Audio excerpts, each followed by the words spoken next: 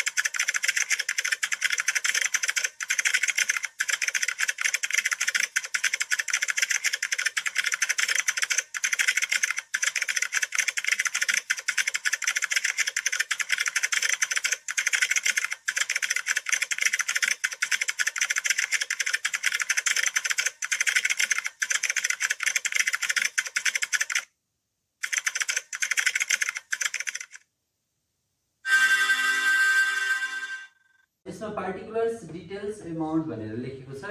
अब यसमा चाहिँ जसरी हामीले क्लास 11 मा चाहिँ balance as per cash book अथवा ब्यालेन्स एज पर पासबुकबाट सुरु गर्थ्यौँ, यहाँ चाहिँ हामीले के पढ्न सुरु गर्छौँ भन्दा ब्यालेन्स एज पर नभनिकन प्रफिट एज पर अथवा प्रफिट अथवा loss as per, profit as per financial account र हाम्रो केबाट सुरु हुन्छ भन्दा profit slash loss as per cost एकाउन्टबाट सुरु हुन्छ। आज हामीले यो यानिबीले निकालेको 2078 को न्यू मोडल सेटको कस्ट रिकन्सिलिएसनको हामीले के गर्नेछौँ, हिसाब गर्नेछौँ र त्योभन्दा बाहेक पनि तपाईँहरूलाई अन्य कुराहरू जस्तो के आउन सक्छ त्यस्ता कुराहरू चाहिँ हामी यसमा छलफल गर्नेछौँ। ल अब पहिला क्वेसनतिरै लागौँ। अब यहाँ क्वेसनमा के दिएको छ भन्दा profit as per financial account दिएको छ 45,000। अब यहाँ फाइनान्सियलबाट सुरु गऱ्यौँ भने एन्सर कस्टको आउँछ, कस्टबाट सुरु गरेका छौँ भने एन्सर फाइनान्सियलको एकाउन्टको आउँछ। अब यहाँ ध्यान दिउँ, यहाँ केबाट भनेको छ भन्दा profit as per financial account भनेको छ net profit as per financial account. Financial अकाउन्टको प्रफिट चाहिँ कति देख्यो अरे भन्दा 45,000 देख्यो अरे। यसलाई अब टोटलको कलममा लगेर राखौँ डाइरेक्ट। अब यो डिटेल चाहिँ जोड्ने घटाउने कुरा।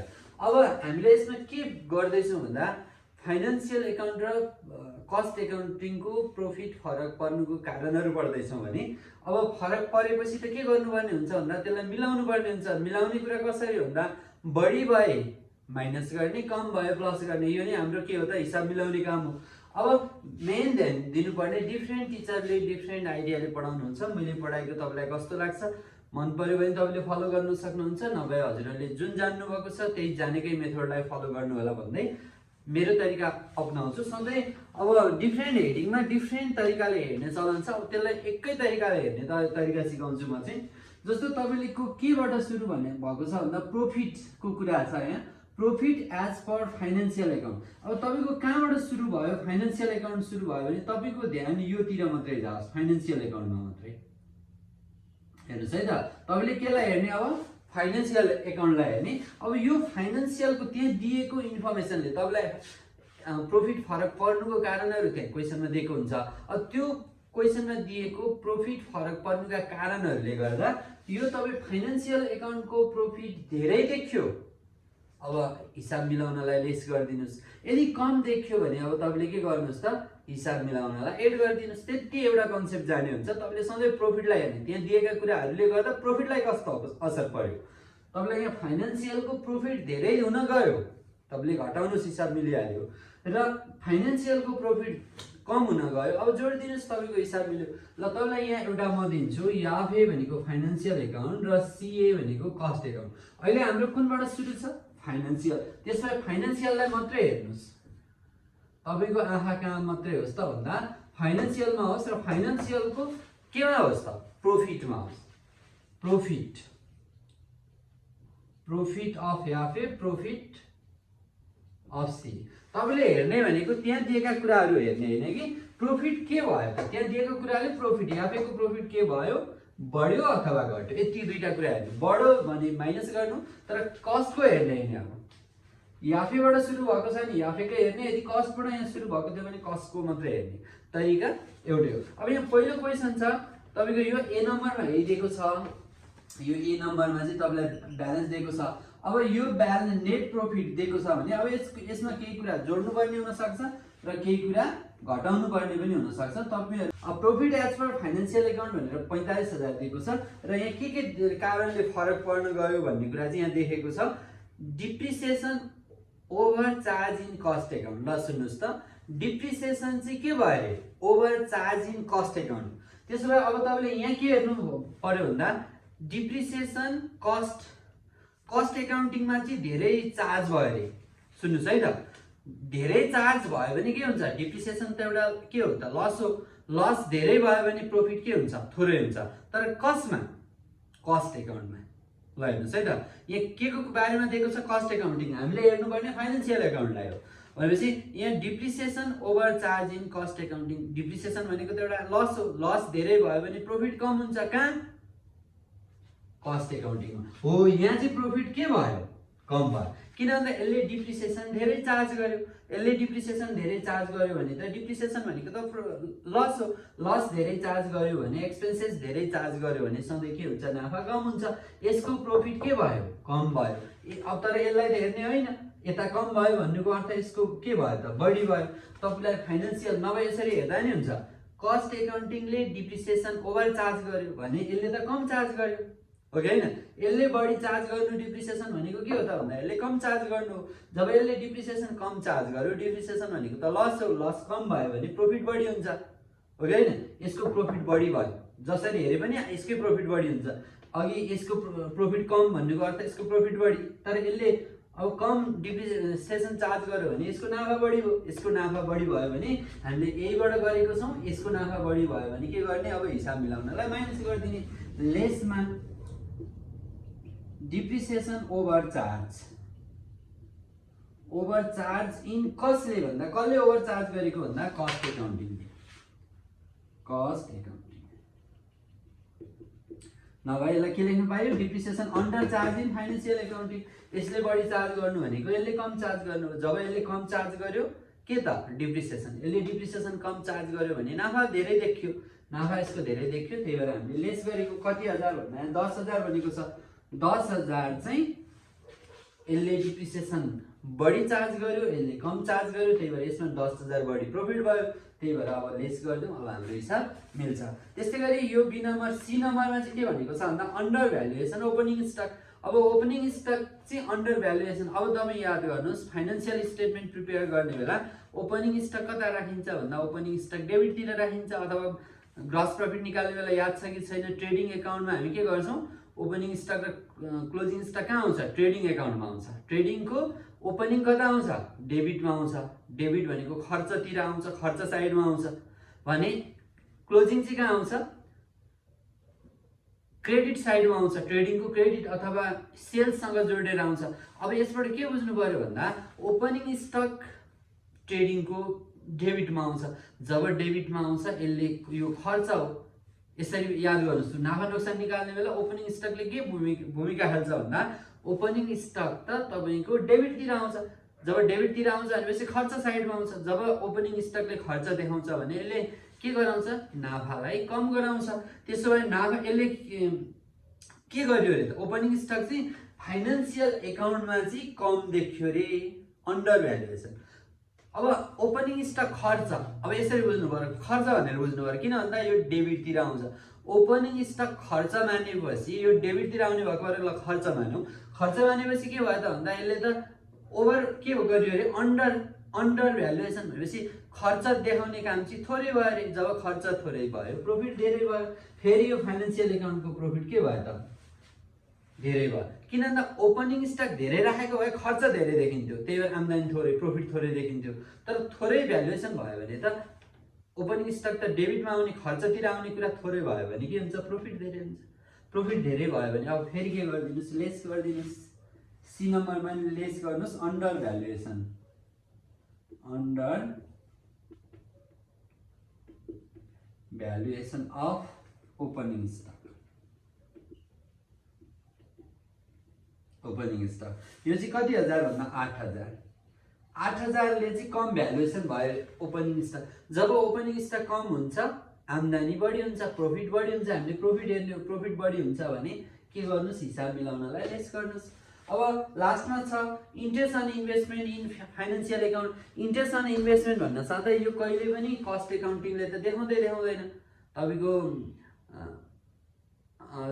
धेरै कुराहरू कस्ट एकाउन्टिङले देखाउने, कस्टले मात्रै देखाउने, फाइनेन्सियलले मात्रै देखाउने कुराहरू जस्तो dividend receive, interest receive, rent receive, यस्ता कुराहरू फाइनेन्सियल एकाउन्टिङले मात्रै देखाउँछ, कस्ट एकाउन्टिङले देखाउँदैन। जस्तो डिभिडेन्ड दिने काम, डिभिडेन्ड पे, डिभिडेन्ड रिसिभहरू केही पनि कस्ट एकाउन्टिङले देखाउने कामै गर्दैन। तर यहाँ अहिले के देखायो भन्दा इन्ट्रेस्ट अन इन्भेस्टमेन्ट, कहीँ लगानी गरेको थियो त्यहाँबाट ब्याज आयो।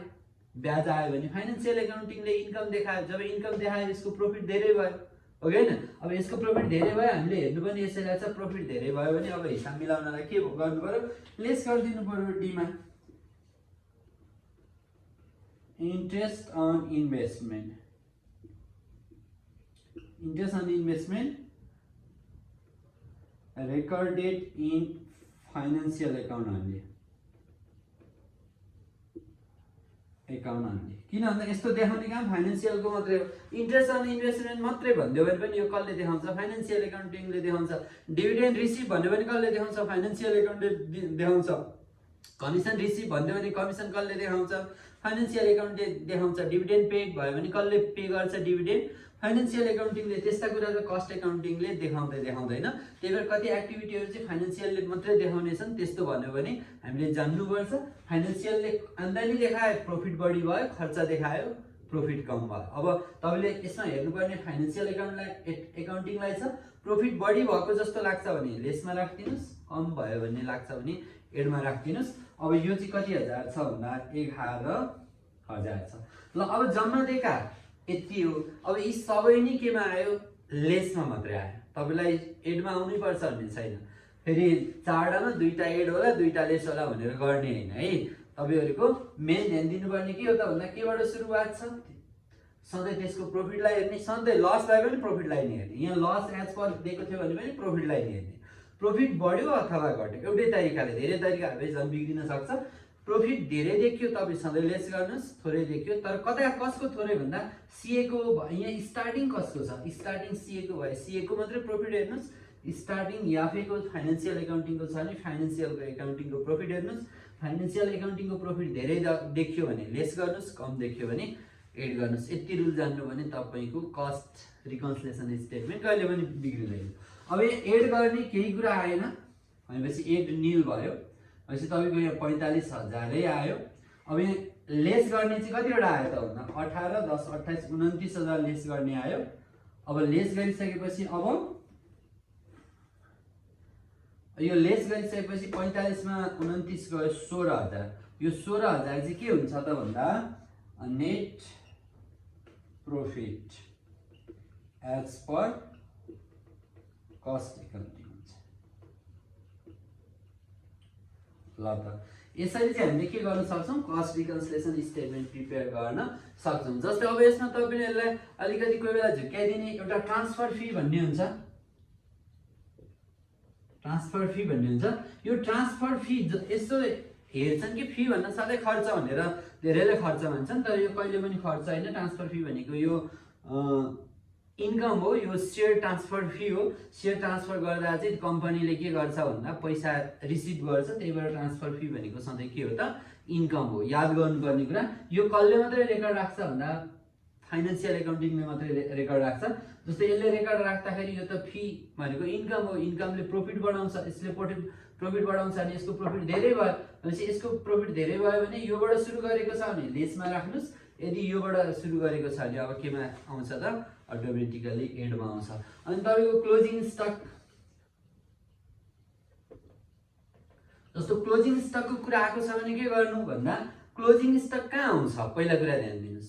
फाइनान्स एउटा मात्रै हेर्नु हुन्छ, फाइनान्शियल एकाउन्ट भनेको हाम्रो ट्रेडिङ पीएल र ब्यालेन्स सिट बनाउँदाखेरि हाम्रो क्लोजिङ स्टक कहाँ आउँछ भन्दा एउटा ब्यालेन्स सिटमा पनि आउँछ र अर्को ट्रेडिङको क्रेडिटमा आउँछ।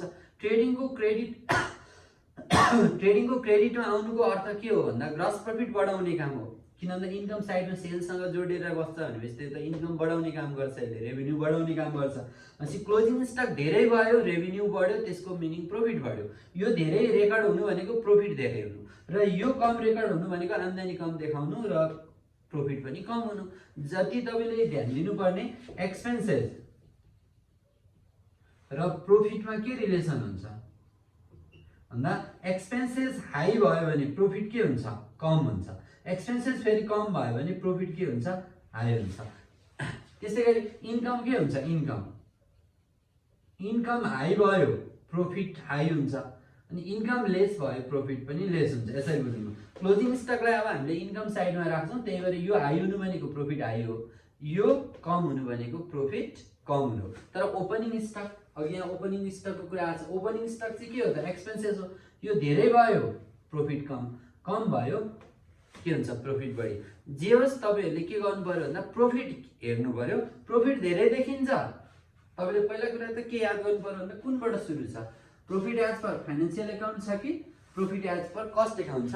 फाइनान्शियल एकाउन्ट छ भने फाइनान्शियलको प्रॉफिट मात्रै हेर्नुस्, बढी भयो लेस गर्नुस्, कम भयो भने के गर्नुस्, जोड दिनुस्। तर यो कुरा जान्नुस् एक्सपेन्सेसले प्रॉफिट घटाउँछ र एक्सपेन्सेस कम भयो भने प्रॉफिट बढ्छ। इन्कम बढी भयो भने प्रॉफिट बढी हुन्छ, इन्कम घट्यो भने प्रॉफिट कम हुन्छ। यो तपाईको त्यहाँ दिएको कुरा डिप्रिसिएसन भन्नु भने लस हो, अब स्यालेरी भन्नु भने के हो, एक्सपेन्सेस हो। ओ एक्सपेन्सेस लस हरू बढी छ भने प्रॉफिट कम हुन्छ, फेरि इन्कमहरु भयो भने चाहिँ के हुन्छ, कम हुन्छ। सरी इन्कम बढ्यो भने प्रॉफिट बढ्छ, इन्कम घट्यो भने प्रॉफिट घट्छ। यही आधारमा तपाईले सधैँ प्रॉफिटलाई हेर्ने, प्रॉफिट बढ्यो लेस गर्ने, प्रॉफिट घट्यो भने चाहिँ के गर्ने, एड गर्ने। ल यति जान्नु भने तपाईले कस्ट रिकन्सिलिएसन स्टेटमेन्ट कहिले पनि बिगार्नु हुने छैन। ल आजलाई यति।